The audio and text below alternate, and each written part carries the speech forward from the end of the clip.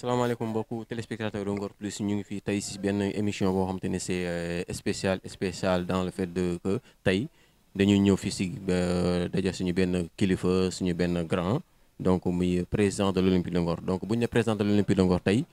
am na te tey dañ ko war a waxtaanee parce que am na fu ñu jëm mais ci loolu noonu avant ñuy dugg si dans le vif du sujet dañ koy bàyyi moom président mu nuyoo téléspectateur Ngor Plus président ñu ngi lay nuyu. ñaam maa ngi leen di fay salaamaaleykum je me présente man maay Adama Gueye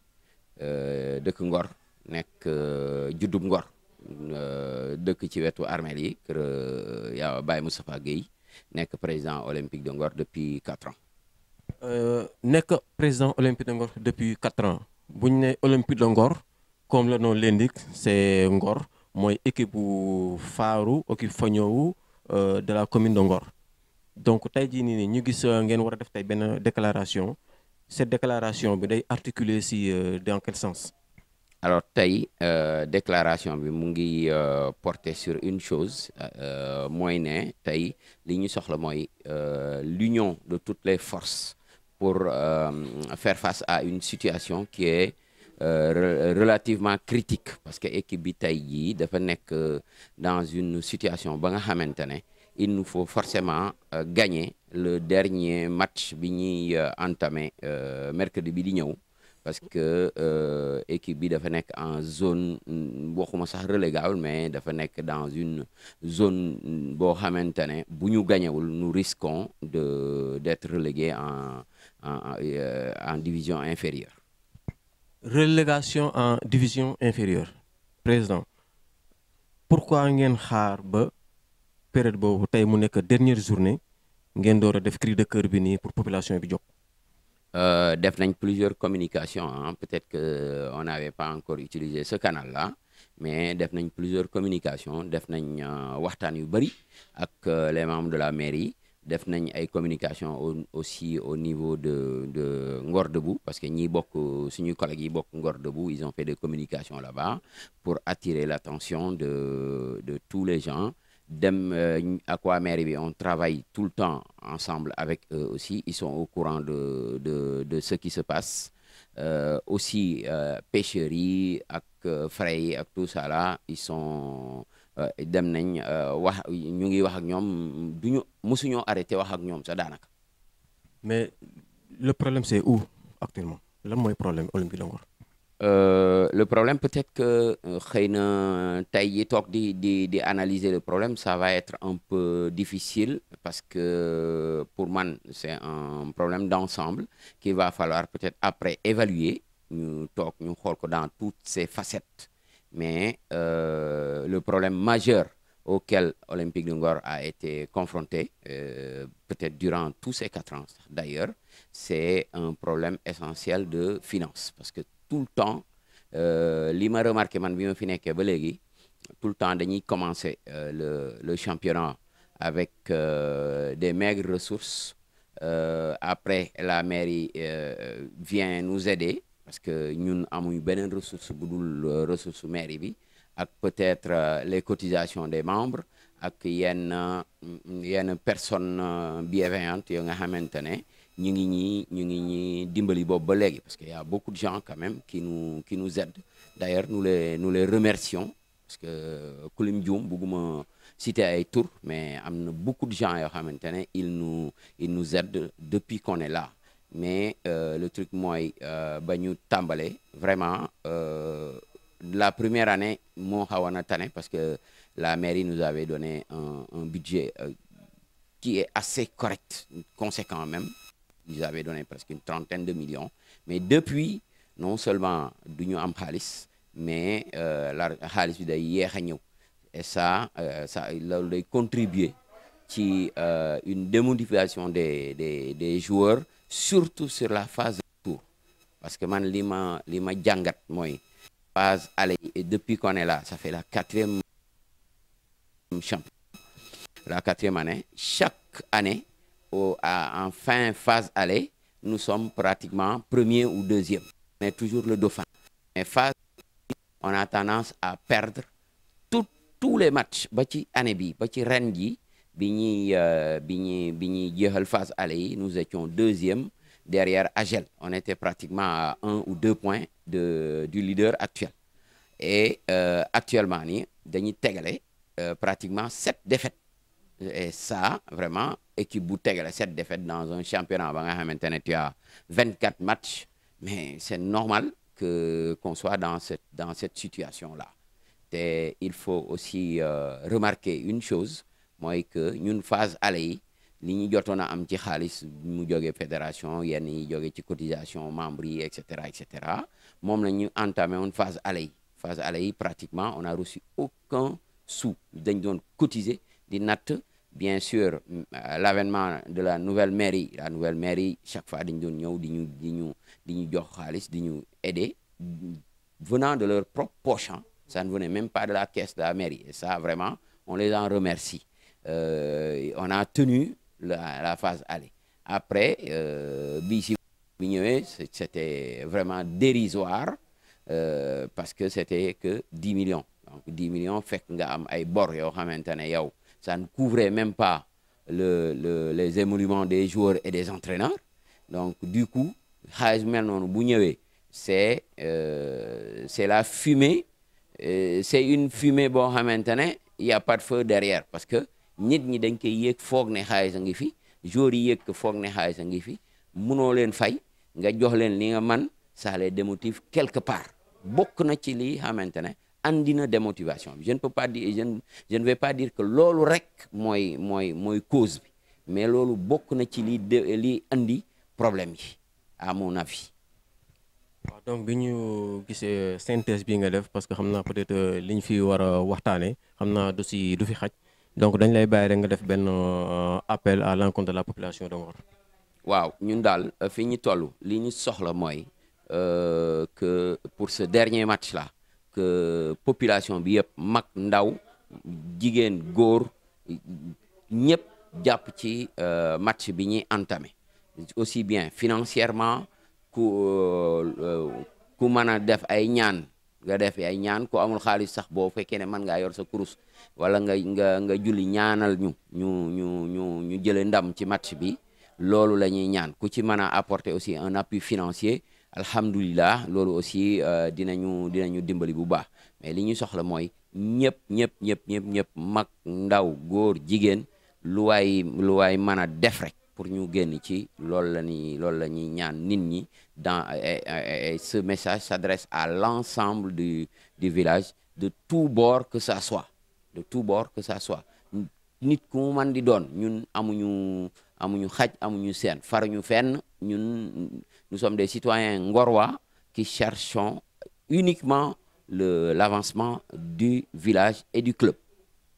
Bon yéen a ko déggoo yéen téléspectateur Ngor Plus ak waa Ngor gi yëpp que le cri de cœur bi nga xamante ne moom le président de l'Olympique de Ngor wax donc tey jii nii ñun ñëpp war nañ ci mën a jàpp parce que tey jii nii Ngor am na fu mu tolloon ci football donc tey war nañu mën a def de telle sorte que pour victoire bi nga xamante ne moom la ñuy ut ci dernière journée bi pour ñu am ko yàlla dimbali ñu ci donc ci loolu aussi dañuy jox aussi suñu micro ak président section football parce que bu ñu Olympique de Ngor on parle de football on parle pas de natation mais football la ñuy wax te ku ne football wax président section football donc ñu bàyyi ko mu présenter téléspectateur Ngor Plus pour ñu revenir ci waxtaan wi président ñu ngi lay nuyu.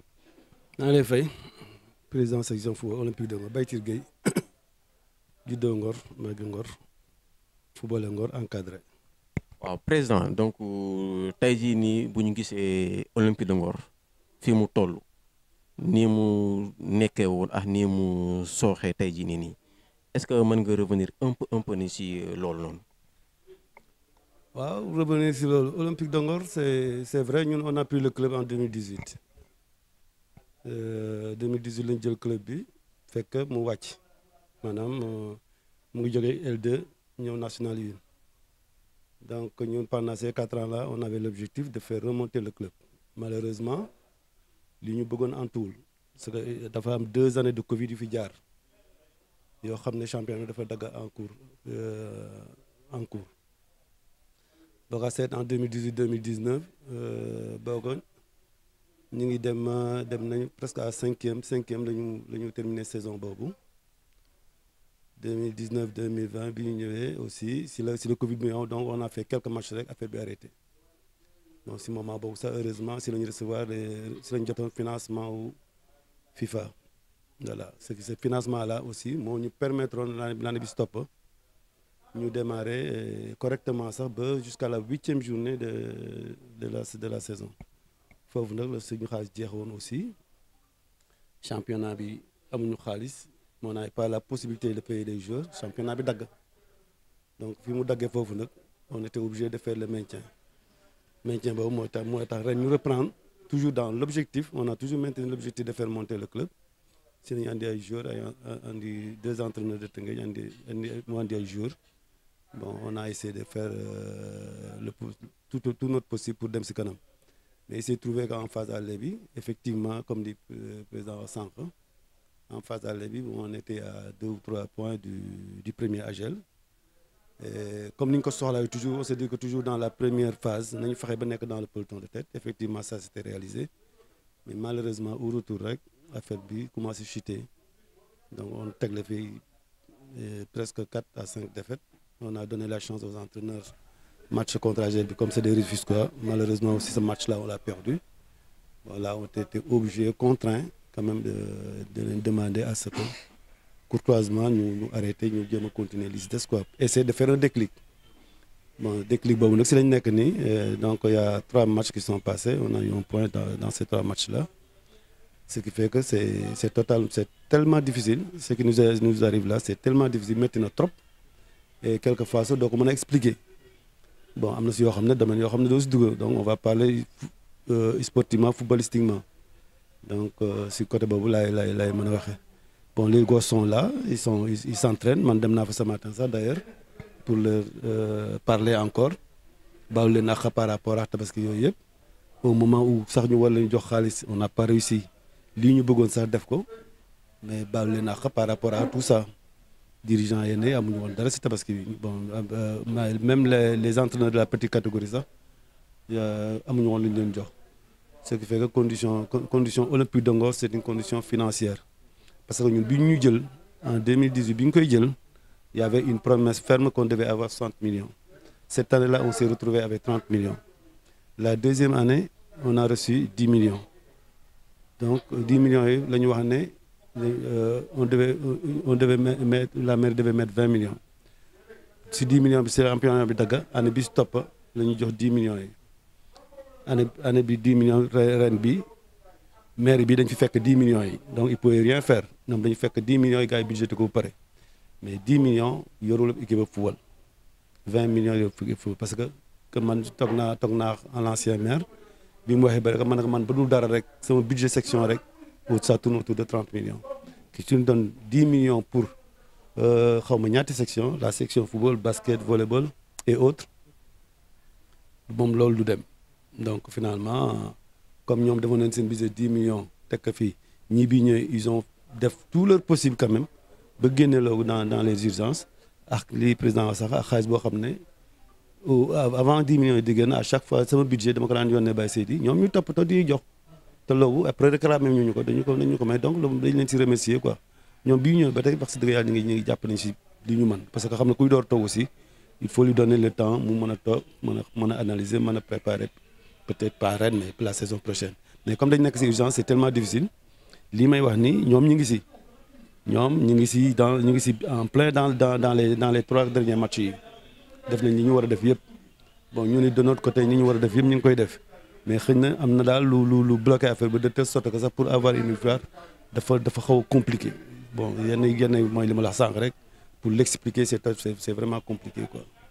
donc man li ma jàpp si sa wax mooy manque de motivation de par les joueurs ak kii bi quoi ak staff olympique de Ngor bi. non je dirais pas manque de motivation la motivation est là les joueurs parce que toll ci situation bu mel nii joueurs yi à chaque fois ñuy jógee ne un peu partout di ñëw fekk fi waa Ngor yi di entraîner tous les jours depuis lors ba seen dernier match bi contre Etix dara fayiru si ba tey dem naa terrain fekk naa ne fi ñoom ñëpp ñu entraînement wax ak ñoom baalu leen nax dirigeants yi tamit parce que dirigeants on se dit bon li nga wax dëgg la parce que au début bi ñu commencé bi ñu jëlee kii bi la première réunion du comité directeur il y avait 40 personnes mais actuellement si tu convoques le comité directeur si tu sors les 10 peut-être réguliers de la section football tu as 3 à 4 personnes yoo xam ne type comité directeur lañu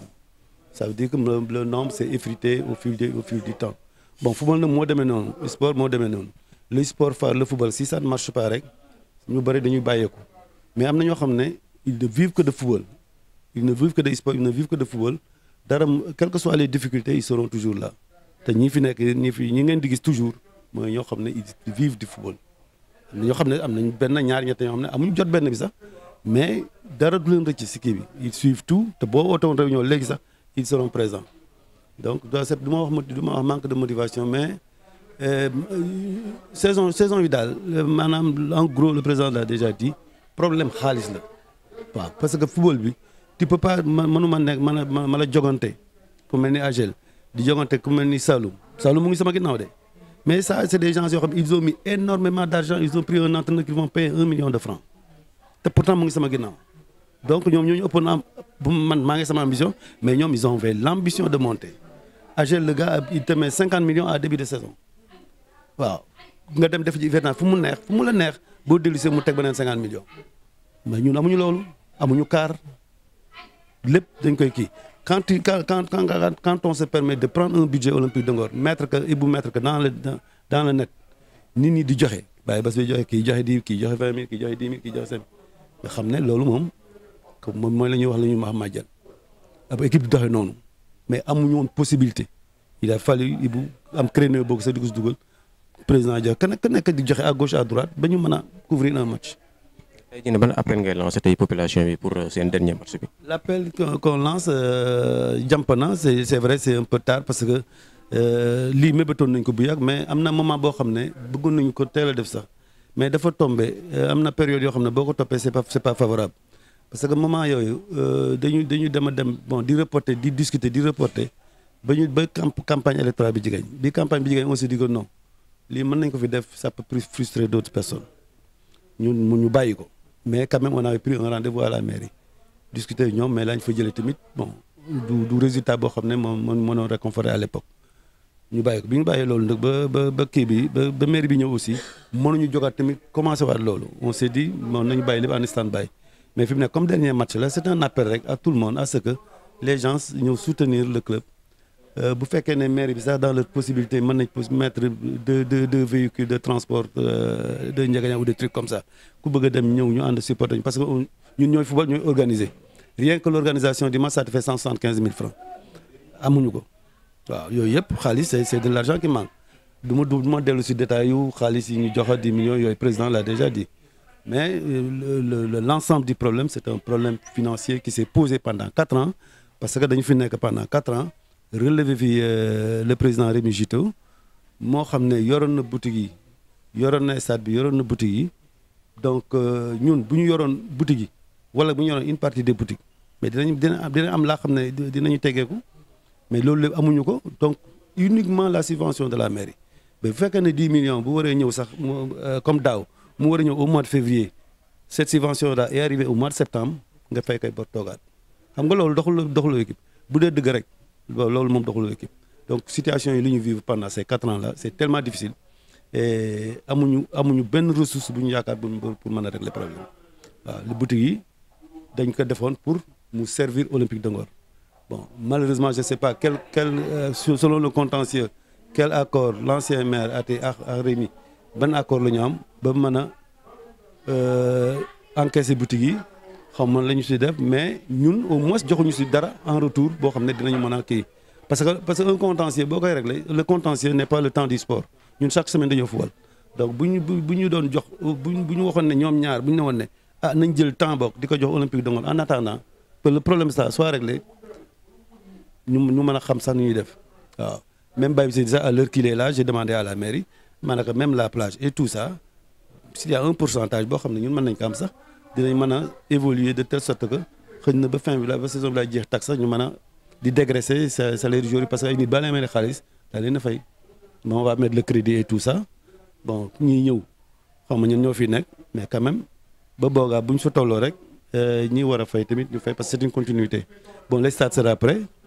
dinañ ko livrer normalement bon Olympique de Ngor dina am beneen visage tamit parce que football sans stade sa match nekk à l'extérieur te à l'extérieur bi ñun on reçoit à l'extérieur ñoo ki ñuy dajal ñoo si képp yem boo kaasee sax ñoo ñu fay ay supporters donc loolu pour nga montrer c'est tellement difficile il y a tellement d'allégats quoi. Salaamaaleykum Seydina Issa Samb président commission sport de la commune de Ngor. Bon merci Baye Bara déjà di leen nuyu président Malick ak président section football ak Ibrahima ñu ngi leen nuyu yéen ñi fi teew ñëpp di rafetlu émission bi et puis di ci àddu rek par rapport ak situation bi nga xamante ne foofu la ñu toll tey mu nekk la nga xamante ne vraiment dafa demander soutien wu tout le monde surtout ñëpp ñi nga xamante ne ñoo ŋànk sport dëkk bi en général et bon surtout ñun ñi nga xamante ne yàlla def na ñu nekk au sein de la commune yor li nga xamante ne mooy commission sport suñu taxawaay tey jii am na fu ñu koy xaar looloo waral suñu teewaay fii. waaw alhamdulilah relation bu rafet wax dëgg neex yàlla relation bu communicant lépp lu ñuy def ñu ngi ciy diisoo ak ñun ñu ngi waxtaan ak ñun en profondeur lépp la nga xamante ne ñun mën nañ ko aussi ñun ñu ngi leen ci jàppale di leen soutenir depuis le début bi ñu ñëwee fekk nañ équipe bi nekk ci en marge de progression di dem ñu ànd ak ñoom di liggéey chaque fois bu match amee à chaque fois dañ ñuy demander ci ban angle lañ leen mën a soutenir foofu lañ leen di soutenir yàlla def ñuy dem équipe bi nekk ci position yu baax mais bon malheureusement ci phase retour yi gis nañ équipe bi décliné wu bon loolu moom explication yi je pense que dafa mérité ñu xool ko en profondeur ci côté yëpp quoi. bon mooy taxawaay bi rek depuis le début ñun joguñu ci di taxawu équipe bi depuis le début bi ñu ñëwee ba léegi balaa dara di xew su suñu ay poste lañ doon jëlee xaalis di soutenir équipe bi ba yàlla def bi subvention bi waree génn ñu dox ci nag lu bëri pour à ce que mu génn lu mu gën a gaawee parce que équipe bi daf ko soxla woon ci côté yëpp waroon régler ay problèmes yu bëri mais malheureusement bi ñu ko recevoir je pense que finalement foofu la problème yi gën a kiiwee. non li ñuy lancer appel bi mooy tey jii fi ñu toll dañuy demander le soutien de tout le monde fi mu ne nii amuñu dara lu ñuy xool mooy def le tout ba équipe bi rester ci division bi bañ a wàcc en division inférieure donc ñi man ñaan ñu ngi leen di demander ñu ñaan ku mën indi sa apport ci côté bu mu nekk nga indi ko loolu la dëkk bi soxla fi mu toll nii.